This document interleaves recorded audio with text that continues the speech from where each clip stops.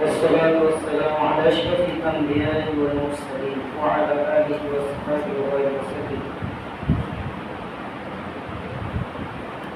قال الله تعالى في القرآن الكريم والفرقان الحميد: فأعوذ بالله من الشيطان الرجيم.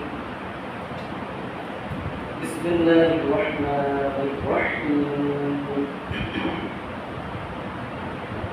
إن الحكم إلا لله أمر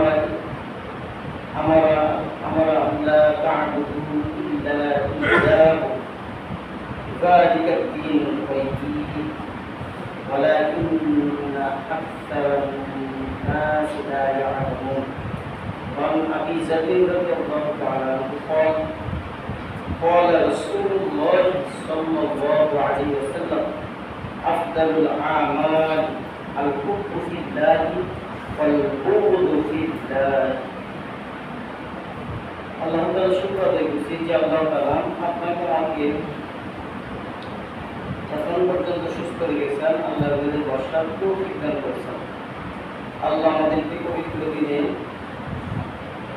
জুমার দিনে আল্লাহর ঘরে আসার তৌফিক শক্তি সমর্থন দিয়েছেন, সেজন্য বলছি আলহামদুলিল্লাহ।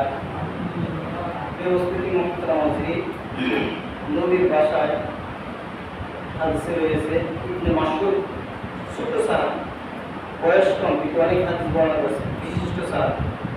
তিনি বলতেছেন: قال النبي صلى الله عليه وسلم رسول الله صلى الله عليه وسلم فرمان: من تلا حرفا من كتاب الله تعالى حرفا والحسن بحسنة أمثالها لا أقول ولكن ألف حرف واللام حرف والميم حرف. এটা আমরা অনেকে যারা তালিমে বসি তারা শুনতে পাই যে কোরআন কারিমের যদি কেউ কোনো ব্যক্তি একটি হরফ পড়ে, ইবনে মাসউদ থেকে বর্ণিত, একটি হরফ পড়ে তার একটা নেকি হয়। বলেন, একটা হরফ পড়লে কয়টা নেকি হয়? একটা নেকি। কিন্তু একটা নেকি আর এক থাকে না, একটা নেকি হয় 10 গুণ। মানে কয় গুণ? 10 গুণ। অর্থাৎ কোরআনের এক একটা হরফে নেক হয় একটা।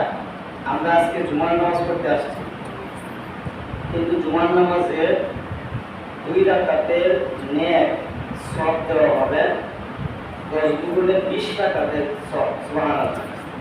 এক জুমা আদায় করলে মান জাআ বিল হাসানাতি ফালাহু আশরু আমসালিহা। কোরআনের আয়াত সূরা আনআমের যে একটা পূর্ণ আমল করলে আল্লাহ তাআলা এই পূর্ণ আমলটা 10 গুণ বৃদ্ধি করেন। সুবহানাল্লাহ। মুসলিম শরীফের হাদিস ইলা সাবহা মিয়াতিন দিন, আল্লাহ তাআলা এই একটা নেকিটাকে আর 10 নয় যদি গুরুত্ব সহকারে হয়, দুনিয়ার প্রত্যেকটা নেকি আল্লাহ তাআলা 700 গুণ পর্যন্ত বৃদ্ধি করে দেন। মানে এই কথাটা জানি, যদি আল্লাহ রাস্তায় অল্প দান করবো, অল্প স্বল্প আপনার, আর সেটা যদি নিয়ত সঠিক থাকে, তাহলে এই নিয়তটা আল্লাহ তাআলা বাড়াইতে বিশাল বড় পাহাড়, বহুত পাহাড়ের মতো বৃদ্ধি করে দেবে। সুবহানাল্লাহ। আসল মূল কাজ হলো নিয়ত। মূল কাজ কি? আজকে যখন জুমার নামাজে যারা মসজিদে প্রবেশ করলো, প্রথম থেকে নিয়ে খুতবা পর্যন্ত, হাদিসে রয়েছে খুতবার পরে না, খুতবা পর্যন্ত ইমাম সাহেব যখন খুতবা দিয়ে ভাষণ দিবে, এই পর্যন্ত যারা মসজিদে আসবে ফেরেশতারা সকলের নাম দরজায় লিপিবদ্ধ করতেছে, লিখতেছে। আর যখন খুতবা শুরু হয়ে যায়, ফেরেশতারাও মনোযোগ সহকারে খুতবা শুনে লেখা বন্ধ হয়ে যায়। বলি না সুবহানাল্লাহ। এই উপস্থিতি মুহতারাম, অত্যন্ত গুরুত্বপূর্ণ বিষয়। অনেক হাদিস দ্বারা প্রমাণিত। আমি অনেক সময় এই হাদিসটা বলি। হাদিসটা হলো as-salatu khams wal jumu'atu ila al-jumu'ah। আল্লাহ নবী বলেন, নবীর কথা, যে 5 ওয়াক্ত নামাজ ফজর থেকে যোহর, যোহর থেকে আসর, আসর থেকে মাগরিব, মাগরিব থেকে ইশা, এই এক নামাজ অপর নামাজ অপর ওয়াক্ত পর্যন্ত 5 ওয়াক্ত নামাজের পাবন্দি যারা গুরুত্ব সহকারে পড়বে, আল্লাহ নবী বলেন মুকাফফিরাতুন লিমা বাইনাহুন্না ইযা ইসতুলিবাতুল কাবাই, এদের সমস্ত গুনাহগুলো মাফ হয়ে যায়। মুকাফফিরা কাফারা হয়ে যায় যদি সে কবিরা গুনাহ থেকে বেঁচে থাকে। কবিরা গুনাহ আছে না আমাদের, কবিরা গুনাহের পরিমাণ অনেক আছে। প্রিয় উপস্থিতি, একজন মানুষ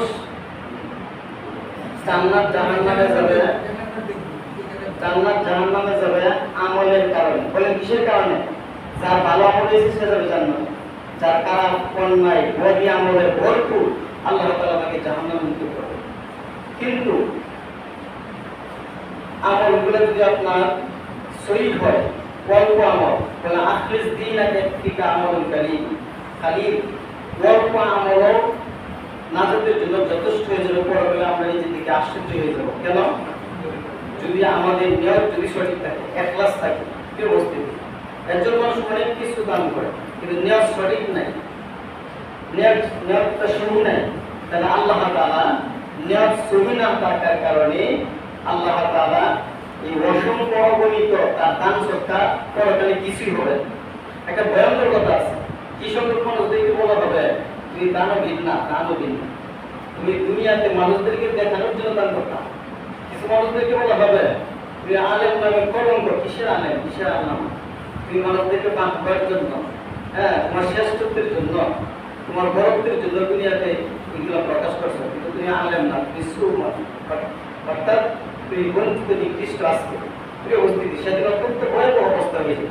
যাদের মধ্যে অহংকার অহমিকায় ভরপুর ছিল আল্লাহ তাআলা তাদেরকে জাহান্নামে নিক্ষেপ করে। হাদিসে রয়েছে লা তাদখুলুল জান্নাত মান কানা মিসকালা যাররাতিন মিন কিবরি। অত্যন্ত দামি কথা। নবী বলেন, মুসলিম শরীফের হাদিস, মেশকাতে রয়েছে, 4 কোন তথ্যের মধ্যে অহংকার রয়েছে বিশাল পরিমাণ নয়, অল্প সরিষা বিন্দু পরিমাণ। এই ব্যক্তিটাকে আল্লাহ তাআলা জান্নাতে প্রবেশ করাবেন না। নাউজুবিল্লাহ বলি, নবীর কথা, প্রিয় উপস্থিতি। তাই না আরেকজনের চিন্তা না করে নিজে চিন্তাই করি, আল্লাহ যদি আমাকে ধরেন ফেরেশতার মাধ্যমে, তাহলে আমি অবশ্যই অপরাধী হয়ে যাব। কারণ আমার অনেক কিছু হয়ে যায় দেখানোর জন্য, অহমিকা বা এই তাকাত করিয়া আসা যায় আমলের মধ্যে, এগুলো করা যাবে। ফাওয়াইলুল লিল মুসাল্লি, সূরা আপনার মাউনে যে কথা বলেছি এটা অর্থ হলো দুর্ভোগ পরিষ্কার মানুষের জন্য। ফাওয়াইলুল ওয়াইলুল দুর্ভোগ, যারা লোক দেখানোর জন্য, মানুষকে দেখানোর জন্য সালাত নামাজ পড়ে। আসমানের কোন নামাজ পড়ে না, দুনিয়ার মানে কারণ নামাজ পড়া হয়।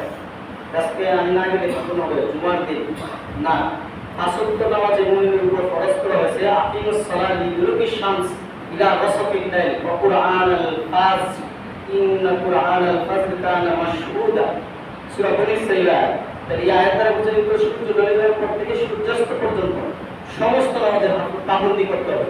হাফিজু আলাস সালাতি ওয়াস সালাতুল উসতা, কুরআনের আরেক আয়াত সূরা বাকারা, যে সমস্ত সালাতের ব্যাপারে নামাজের উপরে গুরুত্ব দাও, হেফাজত করো, সংরক্ষণ করো। তাহলে আমাদের নামাজ পড়তে হবে শুক্রবার সহ 5 ওয়াক্ত নামাজ। বলেন কয়েকটা নামাজ? শুক্রবার দিন হওয়ার কারণে, জুমার নামাজ হওয়ার কারণে জোহরের নামাজটা বাতিল। তাহলে জুমার নামাজের ভিতরে জোহরের নামাজ রয়েছে। জোহরের নামাজ 4 রাকাত ফরজ, জোহরের নামাজ 4 রাকাত ফরজ, জুমার নামাজ 2 রাকাত ফরজ। বলেন জুমার নামাজ কয় রাকাত ফরজ? 2 রাকাত ফরজ। প্রথম যে আমরা মসজিদে ফরজের পূর্বে 4 রাকাত করি সেটাকে বলে কাবলুল জুমা, শেষে যে আমরা 4 রাকাত করি সেটাকে বলে বাদাতুল জুমা। আর অন্যান্য নামাজ আছে, নফল নামাজ, সুন্নাত নামাজ মসজিদে এসে পড়া যায়। কি অবস্থিতি? এগুলো বলেছে জুমার দিন বেশি বেশি নামাজ পড়া, বেশি বেশি দুরূদ শরীফ পড়া, ইমাম সাহেব খুতবার আগ পর্যন্ত নামাজ পড়া। এখানে শুধু নামাজের কোনো রাকাত না, বলেন কি না, বেশি বেশি নামাজ পড়া, তৃপ্তি করা। আর সবচেয়ে বেশি গুরুত্ব বলা হয়েছে তেলাওয়াত করা, আর হলো আপনার জুমার দিনে দুরূদ শরীফ পড়া বেশি বেশি। বলেন কি করা? এই আমলগুলো যদি আপনার আমার সুন্নাত হয়ে যায়, সঠিক হয়ে যায়, আল্লাহ রাসূল সাল্লাল্লাহু আলাইহি ওয়াসাল্লাম সুপারিশ পক্ষগণ্য হবে। আল্লাহ আমাদেরকে সহিহ আমল করার সমর্থন করার তৌফিক দান করুন বলে আমিন। প্রিয় উপস্থিতি মুহতারাম আযীম, হুকুমুল্লাহ সুবহানাহু ওয়া তাআলা, আল্লাহ তাআলার হুকুম সম্পর্কিত একটি আয়াত আপনাদের সামনে উপস্থাপন করেছি। সূরা ইউসুফের 40 নম্বর আয়াত। আল্লাহ বলেন, ইনিল হুকমু ইল্লা লিল্লাহ, মানে হুকুম দেওয়ার মালিক, আইন দেওয়ার মালিক মূলত হলো আল্লাহ। বলেন কে? ইল্লাহ শব্দ খুব বিস্তৃত, ছাড়া কেউ নাই, ইল্লাহি আল্লাহর জন্য। আমরা আল্লাহ তাআবুদু,